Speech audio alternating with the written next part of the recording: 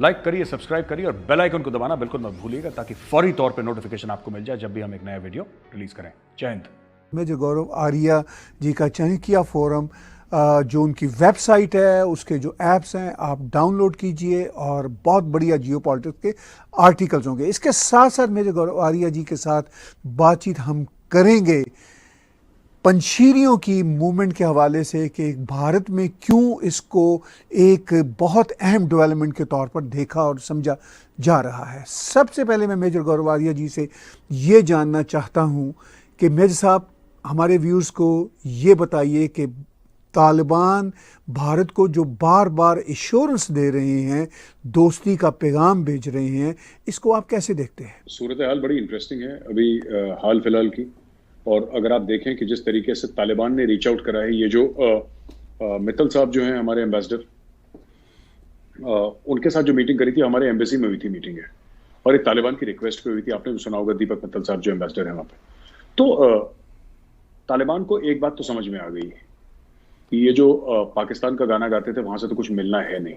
In fact मैं आपको बता दूं, जब भी इंटरनेशनल रिलेशंस में, आप भी जानते हैं, ये बच्चा बच्चा जानता है, कोई नई बात नहीं कह रहा, इंटरनेशनल रिलेशनशिप में जब भी बात होती है इंटरनेशनल रिलेशन में, तो सब एक जिसको कहते हैं ना सौदेबाजी की बात होती है कि आप हमारे लिए क्या कर सकते हैं और हम आपके लिए क्या कर सकते हैं। ठीक है, it could be in cash, it could be in kind, it could be in influence, it could be in anything sir. मतलब ट्रेड तो होना है, देखिए लेन देन तो होना है। पाकिस्तान को ये बात समझ में नहीं आई। पाकिस्तान पता नहीं कैसे सोचता है, और मुझे वो माइंडसेट शायद maybe I have failed to grasp, fail to understand that mindset Tahir साहब, जो मैं सर नहीं समझ पाता कि तालिबान से भी इन लोगों को कुछ चाहिए और तालिबान को इनसे कुछ चाहिए। अब जो तालिबान को चाहिए ये पाकिस्तान के पास है नहीं, और जो पाकिस्तान को चाहिए वो तालिबान देना नहीं चाहता। इसमें अगर मैं सिंप्लीफाई कर दूं सर, तालिबान को चाहिए पैसे बहुत सारे सर, जबरदस्त किस्म के बिलियंस ऑफ डॉलर्स चाहिए, और ये पाकिस्तान देने के उसमें नहीं है sir. It is in no condition to give any money, इसके पास खुद ही नहीं है सर। अभी 2-3 महीने के अंदर तनख्वाहों के लिए भी बाहर से पैसे आएंगे सर। और वैसे एक स्टेट बैंक ऑफ पाकिस्तान का रिसेंट जो एक वो नोट था which has become public, is that I think $150+ billion का कितना वो कर्ज में डूब चुका है पाकिस्तान। आई don't know the exact figure, but Pakistani media काफी परेशान है इस डॉक्यूमेंट से। एक तो ये चीज है। दूसरी चीज ये है कि जिस तरीके से बोला था, जिस तरीके से समझा था पाकिस्तान ने कि अफगान तालिबान उसकी बैक पॉकेट में रहेगा, अफगान तालिबान वैसे बिहेव नहीं कर रहा सर। अफगान तालिबान ने बोला है कि टीटीपी से बात करनी है, खुद बात कर लो, है ना। चाइना को बोला है कि अपनी अकलियतों का जो अकलियत है उनका ध्यान रखिए आप। So Taliban is not behaving like Taliban should. और मैंने बार बार बोला सर, इनका कोई आपस में लॉयल्टी नहीं है। ये जब तक तालिबान को पाकिस्तान से फायदा हो रहा था तब तक तालिबान ने पूरा पाकिस्तान से फायदा लिया, और जब तक पाकिस्तान को तालिबान से हो रहा था तो इन दोनों ने एक दूसरे का फायदा उठाया। आज की तारीख में तालिबान को यह पता है कि अगर मुझे पैसा चाहिए, और अब तो देखिए इख्तिदार में आ ही गए ना तालिबान साहब, तालिबान तो चढ़ दौड़े काबुल में। अब ये थोड़ा है कि तालिबान को किसी से सत्ता लेनी है या पावर लेना है, पावर में तो खुद बैठे हैं, राइट। अब नेक्स्ट स्टेप क्या है? हवा में गोली भी फायर कर दी कि अमेरिकन चले गए, डांस भी कर दिया, पश्तो म्यूजिक भी बजा लिया, सब कुछ कर लिया आपने, सेलिब्रेटली गनफायर हो गया, आपने सब कुछ कर लिया। आपसे मेरा मुराद तालिबान से है, आपने सब कुछ कर लिया। अब मैं ये जानना, अब नेक्स्ट क्या है? कल गोलियां भी चला ली, अब अगले दिन क्या करना है? एटीएम बंद है, पैसा नहीं है। अब ये पैसा कहां से आएगा? तो इन्होंने बात करी इंडिया से, जाहिर सी बात है। और तालिबान ने इसलिए इंडिया, चाइना सबसे बात करी है, लेकिन इंडिया में खास इंटरेस्ट क्यों दिखा रहा है? क्योंकि तालिबान को एक चीज पता है कि ये ऐसा नहीं है इंडिया कि पैसे लगाएगा अफगानिस्तान में, फिर बोलेगा कि ये गिरवी रख दो, ये हामिद करजाई इंटरनेशनल एयरपोर्ट गिरवी रख दो, इतनी जमीन गिरवी रख दो, काबुल कंधार गिरवी रख दो। इंडिया ऐसा नहीं करता, कभी इंडिया ने आज तक नहीं करा है। चीन आएगा, चीन पक्का सबसे पहले बोलेगा कि मजार शरीफ गिरवी रख दो, एक शहर गिरवी रख दो, क्योंकि तुम्हारे शहर की वैल्यू वैसे भी कम है, कोई इंडस्ट्रियल बेस तो है नहीं, तो इसलिए ये गिरवी रख दो, समथिंग लाइक दैट। सो अब उन्होंने बात करी आयरन ओर के बारे में, बड़ी जबरदस्त एक बात करी तालिबान ने कि जो लोहा जमीन से निकलेगा, आप वो भी आप इंडिया को हम कॉन्ट्रैक्ट देना चाहते हैं, आप आइए और लोहा वोहा निकालिए। तो ये सब कर रहा है। इससे बहुत ज्यादा तकलीफ पाकिस्तान को पहुंच रही है कि जैसे किसी सगे भाई ने धोखा दे दिया हो कि यार तुम इंडिया से कैसे बातचीत कर रहे हो।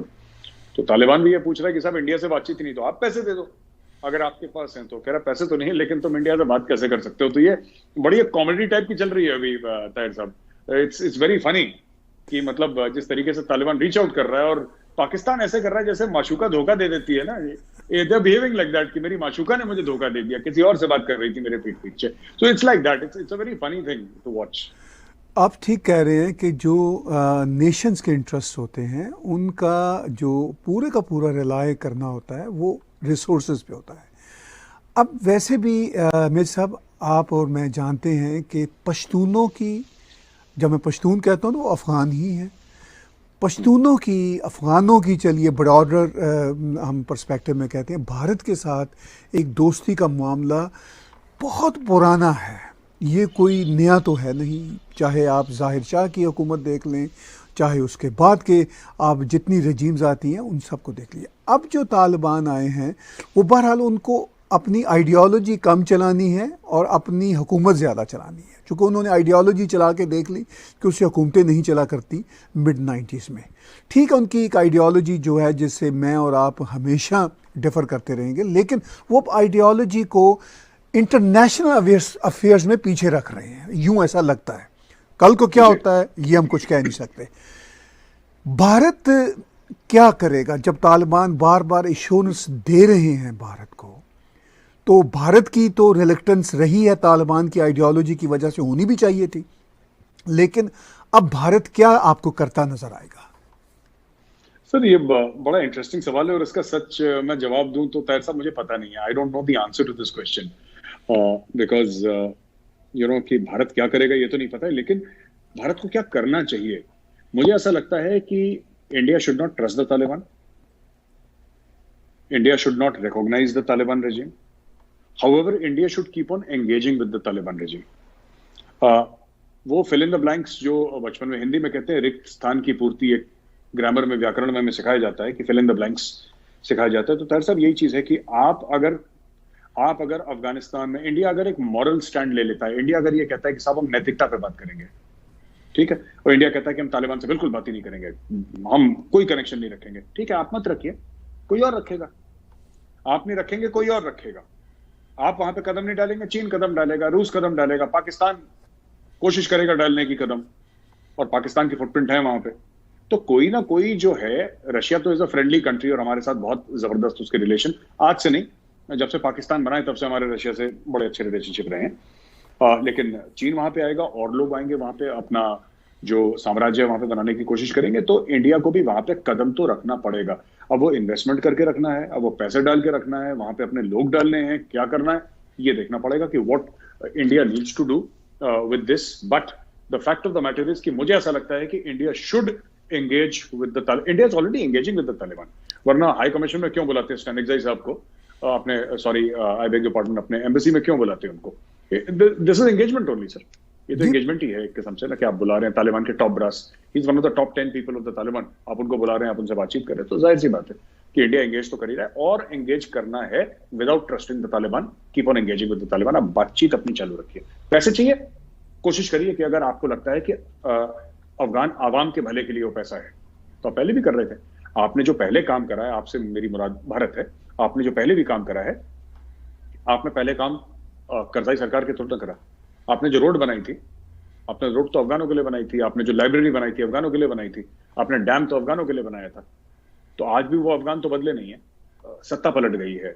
हामिद करजाई, सॉरी अशरफ गनी, माफ कीजिएगा, अशरफ गनी तो वहां पे नहीं रहा है, बाकी लोग नहीं रहे वहां पे, लेकिन जो अफगान है वो तो अफगान है ही वहां पे, तो वो तो नहीं बदला। तो अगर आप पहले उसका भला कर रहे थे तो आज भी उसका भला करिए, कुछ ना कुछ बीच का रास्ता निकालना पड़ेगा सर भारत को। देखिए, बिल्कुल आप ठीक कह रहे हैं कि भारत अपनी इंगेजमेंट कर भी रहा है, और ये पहली बार नहीं है कि भारत का तालिबान के साथ रब्ता हुआ है। बहुत समय से तालिबान के साथ बैकडोर डिप्लोमेसी पे बात हो रही है, और भारत की जो फॉरेन अफेयर्स की मिनिस्ट्री है और जो सरकार है वो समझते हैं इन सब बातों को, और वो यकीनन करेंगे, जो इंटरनेशनल कम्युनिटी कर रही है वो भी करेंगे। लेकिन एक और इंटरेस्टिंग एस्पेक्ट है, आप और मैं पहले भी कई बार में सब ये जिक्र कर चुके हैं, ड्यूरेंट लाइन के नाम मानने पर रिसेंटली फिर तालिबान ने ये बात उठाई कि हमारे दोनों तरफ के परिवार, बरादरियां लाइन के आर पार रहती हैं, तो हम ये ड्यूरेंट लाइन को नहीं मानेंगे, इस फेंस को नहीं मानेंगे। तो पाकिस्तान के लिए ये एक बहुत बड़ा चैलेंज है, आप इसको कैसे देखते हैं? ताहिर साहब, तालिबान ये भी कह सकता था कि हम ड्यूरेंट लाइन को मानते हैं, लेकिन एक वीजा फ्री एंट्री होनी चाहिए, वीजा ऑन अराइवल होना चाहिए, क्योंकि लोग एक जैसे हैं, उनके परिवार एक जैसे हैं, और जो भी आएगा फिर वो कहाँ कहाँ जा सकता है, इसमें शराइत हो सकती थी। लेकिन तालिबान ने ये नहीं बोला। तालिबान बेसिकली क्या है, ग्रेटर अफगानिस्तान की जो बात है सर, ग्रेटर पश्तूनिस्तान की बात है, जो ये बात है कि ये जो इलाके, देखिए पाकिस्तान अगर कहता है कि वो एक खुद मुख्तार मुल्क है, पाकिस्तान अगर अपनी संप्रभुता, जिसको हिंदी में कहते हैं, अंग्रेजी में सोवरेनिटी कहते हैं, अगर पाकिस्तान उसकी बात करता है तो उसकी संप्रभुता, उसकी सोवरेनिटी, उसकी खुद मुख्तारी तालिबान नहीं मानता। क्योंकि तालिबान क्यों नहीं रिकॉग्नाइज कर रहा सर ड्यूरेंट लाइन, मैं ये जानना चाह रहा हूं। जैसे लाइन ऑफ कंट्रोल को आप डिफैक्टो बॉर्डर नहीं मानते हैं, या आप बॉर्डर उसको नहीं मानते लाइन ऑफ कंट्रोल को, नॉट डिफैक्टो बट आप उसको बॉर्डर नहीं मानते लाइन ऑफ कंट्रोल को। क्यों? क्योंकि पाकिस्तान कहता है कि ये कश्मीर हमारा है, जो इंडिया वाला कश्मीर। इंडिया कहता है जो पाकिस्तान ऑक्यूपाइड कश्मीर है, जो पाकिस्तान ने चोरी से गलत तरीके से ऑक्यूपाई करा, वो हमारा, हमें वापस चाहिए। तो it is a contested line. Similarly ये क्या कह रहे हैं तालिबान कि Durand line is a contested line, क्योंकि वो मानते हैं, पश्तून मानते हैं कि खैबर पख्तूनख्वा वाले एरिया, इनफैक्ट अटक से लेकर जो अटक जो है ना, वहां से पूरा, जहां से आपको मरगला हिल से पूरा इस्लामाबाद दिखता है नीचे की ओर, वो पूरा एरिया मरगला हिल्स तक, उसके थोड़ा सा पीछे तालिबान कहता है कि पूरा का पूरा एरिया जो है it is part of our country. So वहां पे ये पाकिस्तान जो शामियाने बजा रहा था, जो बड़े गीत गा रहा था, भंगड़े, लुडियां, ये सब जो प्रीमेच्योर सेलिब्रेशन पाकिस्तान में चल रहे थे, पाकिस्तान सबसे पहले ये पूछे कि भाई आप लोग पाकिस्तान के वजूद को मानते हैं कि नहीं मानते? तालिबान वाले वजूद मतलब जो पाकिस्तान का नक्शा है, वजूद तो क्या कराची पाकिस्तान में है, लाहौर पाकिस्तान में है, इस्लामाबाद पाकिस्तान में है, ये तो कोई, मैं भी डाउट नहीं कर रहा, ये तो है ही। लेकिन खैबर पख्तूनख्वा वाला एरिया, आपका एक पूरा सूबा, आपके बलूचिस्तान के कुछ एरिया जहां पे पश्तून मेजोरिटी पॉपुलेशन है, क्या आप पाकिस्तान की सॉवरेनिटी मानते हैं, जो पाकिस्तान का नक्शा है? और पाकिस्तान को पूछना चाहिए, ब्लंटली तालिबान से पूछना चाहिए कि क्या ये जो पाकिस्तान का नक्शा है, क्या आप मानते हैं पाकिस्तान का नक्शा है? आप बताइए, क्या आप मानते हैं इसको? सिर्फ ड्यूरेंट लाइन की बात नहीं है कि हम लाइन को नहीं मानते, लाइन की अपने आप में कोई वजूद नहीं है। उस लाइन की इंपॉर्टेंस इसलिए है क्योंकि वो दो मुल्कों के बीच में बॉर्डर है। तो एक मुल्क अगर ये कह दे, और अशरफ गनी की सरकार हो, ठीक है सर, उसके पहले हामिद करजाई के सरदार हो, अब्दुल्ला हो, आज की तारीख में मुल्ला बरादर हो, अकुनजादा हो, XYZ जो हो, जो काबुल की गद्दी पे बैठा है, उसने कभी ड्यूरेंट लाइन नहीं मानी पिछले 75 साल में। तो उस मामले में, सिर्फ उस मामले में, चाहे वो अशरफ गनी हो, चाहे वो मुल्ला बरादर, ये सब बराबर हैं। These people are equal, they do not, Pakistan की सोवरेनिटी नहीं मानते। ये पाकिस्तान को समझना पड़ेगा। देखिए, जहां तालिबान भारत को इंश्योरेंस दे रहे हैं कि भाई आप हमारे साथ कारोबार कीजिए, हमारी तरफ से कोई ख़तरा, कोई टेररिज्म नहीं होगा, उसके साथ साथ हमने 8-10 दिन पहले देखा जब काबुल एयरपोर्ट पे बहुत ही शदीद सुइसाइड अटैक हुआ, जो एयरपोर्ट से इनफैक्ट बाहर था, जिसमें 13 अमेरिकन सोल्जर्स और 160 से ज़्यादा इनोसेंट अफगान्स मारे गए। तब भी अफ़गानिस्तान में तालिबान ने इस हमले को कंडेम किया और कहा कि हम बहुत शदीद मजम्मत करते हैं और आईसिस से हमारी अब जंग है। उन्होंने ये भी कहा कि अलकायदा का ख़ात्मा हो चुका हुआ है। ये इंश्योरेंसेस तालिबान की तरफ से आना, जबकि पूरी दुनिया, और मैं भी समझता हूँ, आज भी समझता हूँ कि अलकायदा, आईसिस, ये तालिबान के एक तरह से कज़न्स हैं। आप इस इंश्योरेंस को कैसे देखते हैं और ग्राउंड रियलिटीज़ को आज की दुनिया में कैसे देखते हैं? सर, मैं तो इस पर विश्वास नहीं करता कि अमेरिकन को लगता होगा एक मिनट के लिए, थोड़े से भोले भी होते हैं अमेरिकन ना, वो मान लेते हैं पाकिस्तान इनको चूरन खिला रहा है, इतने सालों से खा रहे हैं, ठीक है, हमें नहीं खिला सकता पाकिस्तान चूरन, क्योंकि हमें पता है ना, हम वी नो कि कब आंख मार के कौन कोने से निकल रहा है, we know that very well. Culturally also हम थोड़े से अलाइंड हैं, तो हमें पता है कि कि हाथ मिलाओ तो उंगलियां गिन लो टाइप का मामला है। लेकिन मेरा कहने का मतलब है सर, ताहिर साहब, बड़ी इंपॉर्टेंट ये बात है कि अगर आप इसको उस तनाजुर में देखें कि यूसी तालिबान ये कहता है कि हम अलकायदा के खिलाफ जंग है। क्यों जंग है इनकी, मैं तो ये समझ में नहीं पाया। अलकायदा का जो चीफ था ओसामा बिन लादेन, उसी के चलते तो आपने अमेरिकन से प्रॉब्लम पूरी मोल ली, आपने अमेरिकन से लड़ाई ली, आपकी सत्ता चली गई, 20 साल आप गुफाओं में रहे, जंगलों में रहे, सहराओं में रहे। क्यों रहे? क्यों रहे? आपने तालिबान ने तो अटैक नहीं करा था 9/11 का सर, तालिबान तो नहीं गया था वहां पे, वो तो अलकायदा के लोग थे, अलकायदा के लोग थे। उसमें भी 19 में से आई थिंक 15 सऊदी अरेबिया के थे, 14 सऊदी अरेबिया के थे। अफगानिस्तान का तो कोई लेना देना नहीं था। अफगानिस्तान का तब लेना देना हुआ जब ओसामा बिन लादेन आया, अलकायदा अफगानिस्तान में था, तब इन लोगों ने बोला कि साहब ये तो हमारे मेहमान है, और मर जाएंगे, कट जाएंगे, पश्तून है, हम नहीं देंगे अपने मेहमान को। अलकायदा को तो आपने पाला है, 20 साल पाला है। आज की तारीख में आप दुनिया को बेवकूफ बना रहे हैं कि साहब अलकायदा के साथ हमारा कोई लेना देना नहीं है। आप कहते हैं हमारा इस्लामिक स्टेट के साथ लेना देना नहीं है। मैं आपको बताता हूं, इसमें ताहिर साहब एक बड़ी खतरनाक चीज है, और ये पाकिस्तान के लिए बहुत ज्यादा। जब मैंने एक वीडियो निकाला था ना, तो पाकिस्तान, मैंने बोला ये चल नहीं पाएगा तालिबान का मामला ना काबुल तक, तो बड़ा नहीं मेजर साहब आपकी तो बात झूठी निकल गई। झूठी नहीं निकली, ये थोड़ा सा ना हमें पर्सपेक्टिव गलत है मुझे लगता है। पाकिस्तान में बहुत जल्दी खुश हो जाते हैं, बहुत जल्दी गमगीन हो जाते हैं, बहुत जल्दी डिप्रेस हो जाते हैं, बहुत जल्दी यूफोरिया आ जाता है। ऐसा पता नहीं क्यों, रुक के ठहर के, वो ठहराव नहीं है सर, वो जिसको संजीदगी कहते हैं, सीरियसनेस, वो नहीं है। अब मैं आपको बताता हूँ, फॉर एग्जाम्पल, कहां पे तालिबान खत्म होता है, कहां पे इस्लामिक स्टेट शुरू होता है, नोबडी नोस। आज तक मुझे तो नहीं समझ में आया। और मैं I run geopolitics, foreign affair and national security magazine. मैं पढ़ता हूँ, बड़े बड़े ऑथर्स को रोज पढ़ता हूँ सर, मेरा काम ये, मेरा प्रोफेशन है। और बड़े बड़े जिसको कहते हैं ज्ञानी पंडित लोग जो लिखते हैं, मैं उनको पढ़ता हूँ, और वो लोग भी ये कहते हैं, all of them say that इनकी लाइंस बड़ी ब्लर्ड हैं। देखिए, जो वहां पे लोग हैं ना इस्लामिक स्टेट में, जो अफगानिस्तान में ऑपरेट कर रहे हैं सर, वो भी काफी हद तक पश्तून हैं, काफी हद तक। जो अलकायदा वाले लोग हैं, ठीक है, उनके अंदर भी एलिमेंट्स हैं पश्तूनों के। तालिबान तो 99-100% पश्तून ही है। इसके अलावा फॉरेन फाइटर्स हैं वहां पे 6 से लेकर 10,000, जो कि आपके सीरिया से आए हैं, और कुछ आपके इराक से हैं, कुछ आपके और बाकी अरब मुल्कों से हैं, अपने और दीगर किस्म के जो फॉरेन फाइटर्स हैं वहां पे आ रखे। तो पाकिस्तान के पंजाब से बहुत सारे फाइटर्स हैं। बिल्कुल बिल्कुल सर, बिल्कुल बिल्कुल। इस्लामिक स्टेट खोरासान का जो फारूकी है, जो चीफ है, वो तो पाकिस्तानी है ना sir, he is from Rawalpindi. तो कहने की बात यह है कि कोई भी ये कहेगा ना कि ये हम इसके खिलाफ है, नहीं, ऐसा नहीं है। इनकी आइडियोलॉजी वही है सर, बस थोड़ा सा ये है कि वो सलाफी हैं, देवबंदी हैं, बस ये थोड़ा सा आगे पीछे है।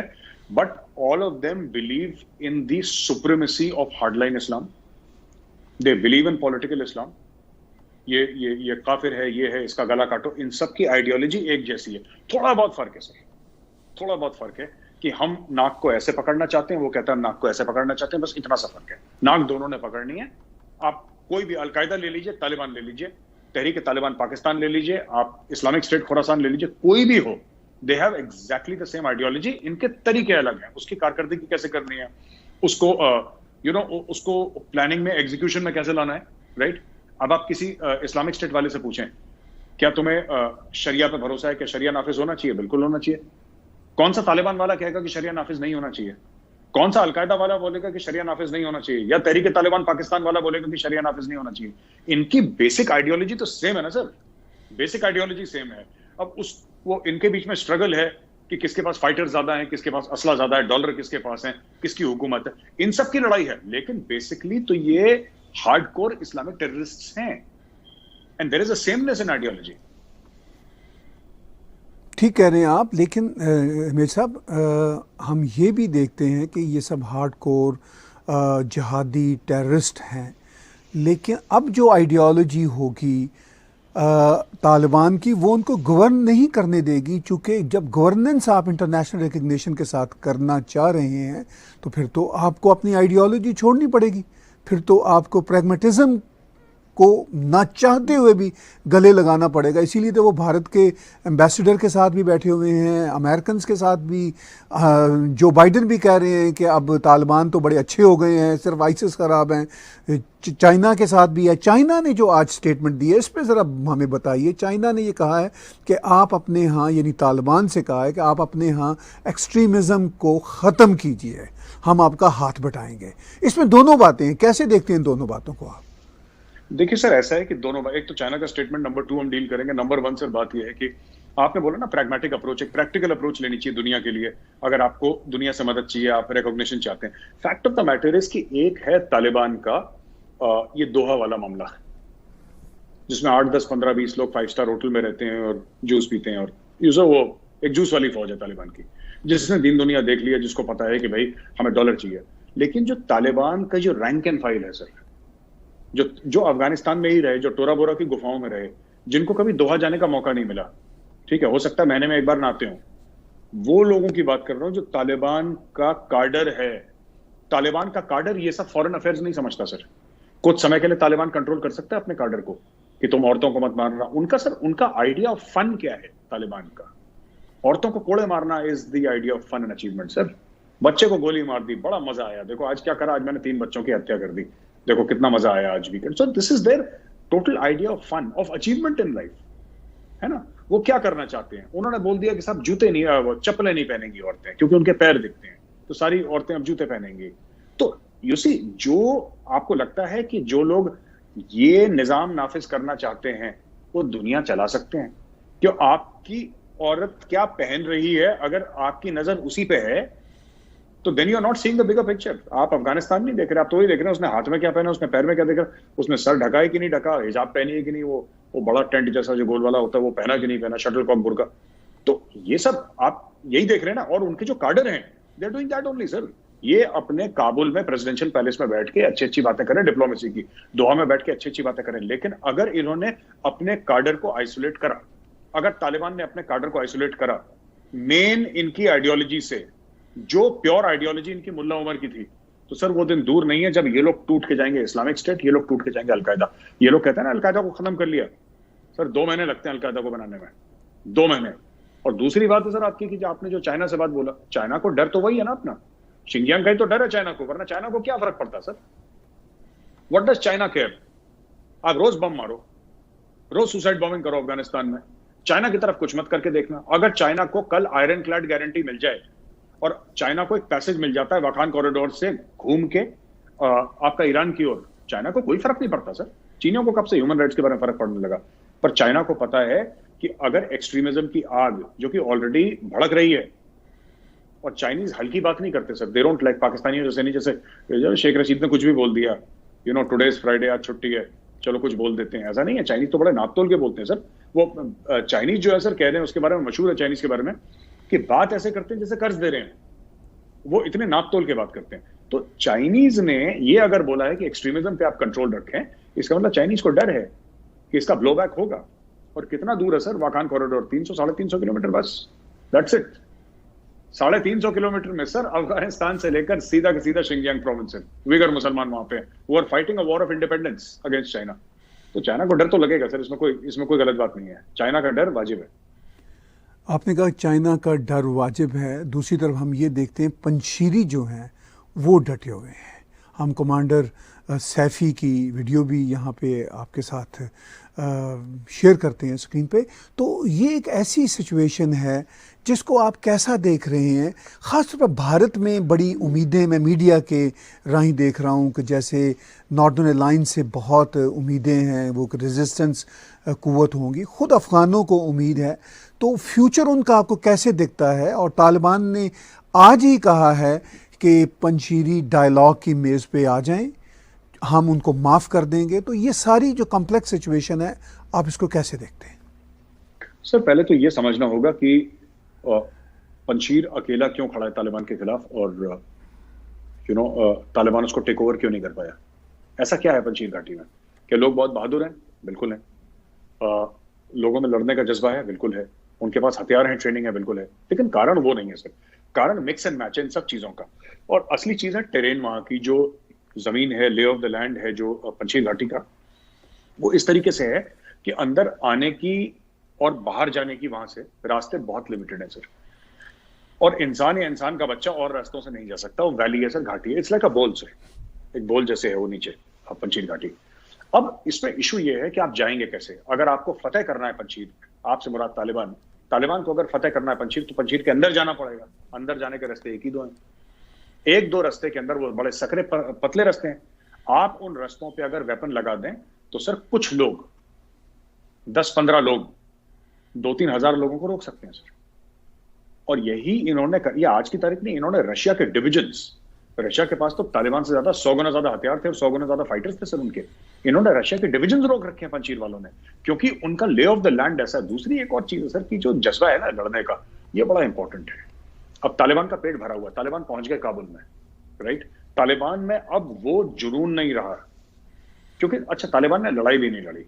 तालिबान टहलते टहलते कंपनी वाग की तरह काबुल में घुस गए सर। लोग कहते हैं बहुत तगड़े लड़ाके हैं, लड़ाई तो करी नहीं तालिबान ने। तालिबान ने लड़ाई नहीं लड़ी। अगर तालिबान ने लड़ाई लड़ी है तो कोई मुझे बताए कि अफगान नेशनल आर्मी के कितने लोग मरे थे और तालिबान के कितने मरे? कोई डेटा दे मुझे। Let's talk data. इनके मरे नहीं सर, इनके ऐसे 50-100 कुछ मरे दाएं और ये पहुंच गए काबुल। ये कोई लड़ाई थोड़ा ना होती है सर, ये तो बटालियन लेवल की लड़ाई हो गई। हम तो पूरे मुल्क की बात कर रहे हैं। तो कहने की बात यह है कि पंजशीर को हराना इसलिए मुश्किल है, मुझे ऐसा लगता है कि ये जो इंडियन मीडिया कह रहा है पंजशीर पंजशीर, क्योंकि तालिबान के खिलाफ एक फीलिंग है यहाँ पे, इसलिए कह रहे हैं। लेकिन हमें यह भी पूछना पड़ेगा कि हम पंजशीर वालों के लिए कर क्या रहे हैं। What is India practically doing for them? पहले इंडिया ने बहुत नॉर्दर्न अलायंस को सपोर्ट करा है with weapons, with money. India ने बहुत सपोर्ट करा है और मुझे ऐसा लगता है कि तालिबान को भी आप एंगेज रखें, लेकिन आप नॉर्दर्न अलायंस को, आप तालिबान का हेल्प ना करें, आप उसके साथ बातचीत करते रहिए। अगर उनको लगता है कि कुछ निकालना है जमीन से, माइनिंग करनी है, वो निकाल दीजिए। लोगों के लिए रोड बनानी है, आम अफगानों के लिए रोड बनाते रहिए। लेकिन जो हथियार है, जो टेक्नोलॉजी है, अगर आपको देना है नॉर्दर्न अलायंस को, तो आप दीजिए। ताजिक है सर वो लोग ज्यादातर वहां पे, तो आप उनको दीजिए। और क्योंकि आप कुछ नहीं पता अफगानिस्तान में कि 1 साल के बाद कोई भी अगर ये कहता है कि तालिबान वहां पे रहेंगे, अब आ गए तालिबान, अब रहेंगे यहाँ पे, कोई गारंटी नहीं है अफगानिस्तान में सर। कल कोई आ सकता है, कल पासा पलट सकता है। मुझे तो लगता है कि help northern alliance in all ways possible. अपना तजाकिस्तान में इंडिया प्रेजेंस जबरदस्त मजबूत रखे, खूब पैसे इंडिया के लिए। देखिए मैंने पहले भी बोला था, इंडिया के लिए सर $100 मिलियन एक महीने में देना कोई बड़ी बात नहीं है सर। इंडिया के लिए $200-300 मिलियन पर मंथ देना कोई बड़ी बात नहीं है। और इंडिया को सिर्फ 2 साल के लिए देना है सर। $2-3 बिलियन है खर्च करना, कर देंगे सर, क्या दिक्कत है? 5 बिलियन होगा, not a big deal, it's pocket change for us. ये तो पाकिस्तान कह रहे हैं कि 3 बिलियन डूब गया, इनको ये नहीं पता कि $3 billion nothing for India. It's peanut sir, it's pocket change. India छोड़ दीजिए सर, मुंबई के लिए, मुंबई जो शहर है ना एक हमारा, $3 बिलियन से मुंबई के लिए पीनट्स है सर। मुंबई में $3 बिलियन कहीं जेब से झड़ जाएगा, किसी को पता नहीं लगेगा। वो तो सर अंबानी साहब ही दे देंगे, वो तो कोई इशू नहीं है। अंबानी की तो शेयर ऊपर नीचे जाती है सर, अंबानी के बिलियंस ऑफ डॉलर्स रोज ऊपर नीचे उसके जाते हैं सर। तो पता नहीं क्यों पाकिस्तान में क्यों इतना बड़े खुशी सी इंडिया के $3 बिलियन डूब गए। मेरी पाकिस्तानी दोस्त से बात हुई, मैंने बोला कुछ नहीं होते $3 बिलियन, है ना? ये 22-23 हजार करोड़ है सर, 22-23 हजार करोड़ है। इससे ज्यादा यूपी में पैसे पड़े हैं सर। क्या ये पता नहीं, यूपी का फ्रैक्शन ऑफ यूपी's बजट है, ये तो कुछ भी नहीं है। तो हम दे देंगे उसको, तो हमें देना चाहिए sir. We should support it, latest weapons आप दें। और अगर आप मैप देखेंगे, मैं चाहता हूं कि अगर हम अपने दर्शकों को मैप दिखा दें उस पूरे एरिया का, जहां पे पंजशीर है और जहां पे ये तजाकिस्तान है, उज्बेकिस्तान है वगैरह। ये जो रिपब्लिक्स हैं सर, ये पहले रशिया का पार्ट थी। 89-90 के पहले ये रशिया का पार्ट थी, और यहाँ पे भी वेपन्स मैन्युफैक्चरिंग बेस हैं। तो इंडिया को ऐसा नहीं कि सर इंडिया को यहां से ना कोई जहाज भेजने नई दिल्ली से भर के पंजशीर, नहीं। आप वहीं पे पैसा दीजिए, वहीं से फैक्ट्री दीजिए, बोले कि साहब इतने, वहां पे सब मिलता है सर, एंटी एयरक्राफ्ट, टैंक्स वैंक्स, असला बारूद, रॉकेट शॉकेट, आपको जो चाहिए सब मिलता है। आपको एक देश पकड़ना है, देश को बोलना है कि साहब आपका एक काम है कि 1 लाख AK-47 इनको दें, ठीक है जी, 1 करोड़ राउंड दें, एमुनिशन दें इनको, ग्रेनेड दें, इतने रॉकेट लॉन्चर दें, RPGs दें। वो मैन्युफैक्चर करते जाएंगे। इंडिया को सिर्फ बैंक अकाउंट में पैसे पहुंचाने और नॉर्दर्न अलायंस को गिनना है कि सही माल पहुंच रहा है कि नहीं, और साइन करके व्हाट्सएप करके वाउचर भेज दो नई दिल्ली, बस। That's it sir, end of story. You have to support somebody. आप देखिए, आखिरी बात एक कहूंगा, थोड़ा सा लंबा जवाब दे दिया ताहिर साहब, माफ करिएगा, लेकिन सर हमें एक बात समझनी होगी कि अगर इंडिया ये कहता है ना कि it is a super power, अगर ये कहता है कि हम सुपर पावर बनना चाहते हैं, तो it's high time we start behaving like one. ये लाइन में खड़े होकर देखना कि चलो अब देखते हैं क्या होगा, लेट्स वेट एंड वॉच। ये सर वेट एंड वॉच ना, ये सुपर पावर ऐसा करते नहीं है। You go there, you change the game, you make a difference, and then you own the field and you own the game sir. आपको करना पड़ेगा, you have to stick your neck out and you have to take side sir. Taliban की side आप लेंगे नहीं, दूसरी side कौन सी है? Northern alliance. Build the northern alliance once again sir. तो क्या आपको लगता है कि भारत की पॉलिसी शिफ्ट होगी इस तरफ भी, जिस तरह आप कहते हैं कि अब सुपर पावर की तरफ बिहेव करना शुरू कर दिया जाए? सर ऐसा है कि भारत में ना कुछ लोग तो हैं जो चाहते हैं, जो टॉप पे हैं लोग पॉलिटिकल लीडरशिप के, वो तो चाहते हैं। लेकिन क्या होता है कि इंडिया में ऐसे एक छत्र राज किसी का नहीं होता, क्योंकि डेमोक्रेसी है, हमारे इंस्टीट्यूशंस हैं, हमारे चेक्स एंड बैलेंसेज हैं, और checks and balances are managed by human beings only. मतलब ऐसा कोई उसको भी चलाने वाला कोई इंसान ही है।